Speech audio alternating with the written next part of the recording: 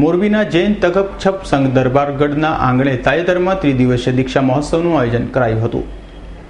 જૈન સમાજમાં દીક્ષાનું ઘણું મહત્વ રહેલું છે અને સમાજની કોઈ પણ વ્યક્તિ સાંસારિક જીવનનો ત્યાગ કરી શ્યામના માર્ગે ચાલે તેમજ દીક્ષા લે ત્યારે આવા ઉત્સવો ધામેધામ ઉજવાય છે।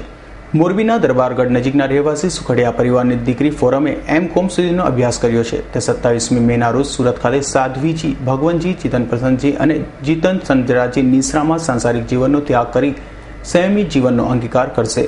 જે દીક્ષા પ્રસંગને ઉજવવા માટે જૈન સંઘ દ્વારા ત્રિદિવસીય મહોત્સવનું ભવ્ય આયોજન કરાયું છે। એમાં તાજેતરમાં પાલિતાણાના નિલેશ બારોટ અને તેમની ટીમ દ્વારા ભક્તિભાવ અને વિદાય ગીતોનો કાર્યક્રમ યોજ્યો હતો અને બાદમાં ફોરમ કુમારીના મામા ચત્રભુજ લવચંદ પરિવાર દ્વારા સિદ્ધિચિક પૂજનનું નૂતન ઉપાશ્રય ખાતે આયોજન કરવામાં આવ્યું હતું।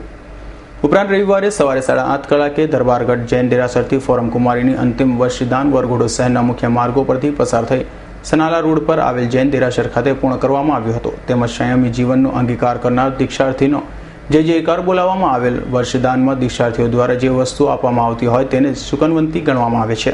મારા જૈન સમાજમાં વર્ષદાન શોભાયાત્રા બહુ મોટું મહત્વ છે।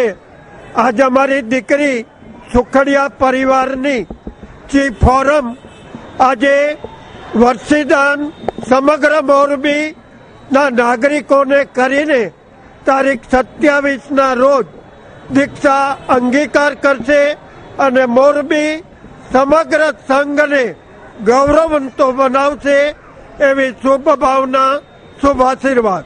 દીક્ષાર્થી દ્વારા આપવામાં આવેલી વસ્તુઓ મેળવવા જૈન સમાજના લોકોમાં ભારે ઉત્સાહ જોવા મળ્યો હતો। રવિ મોટવાણીનો રિપોર્ટ S9 ન્યૂઝ મોરબી।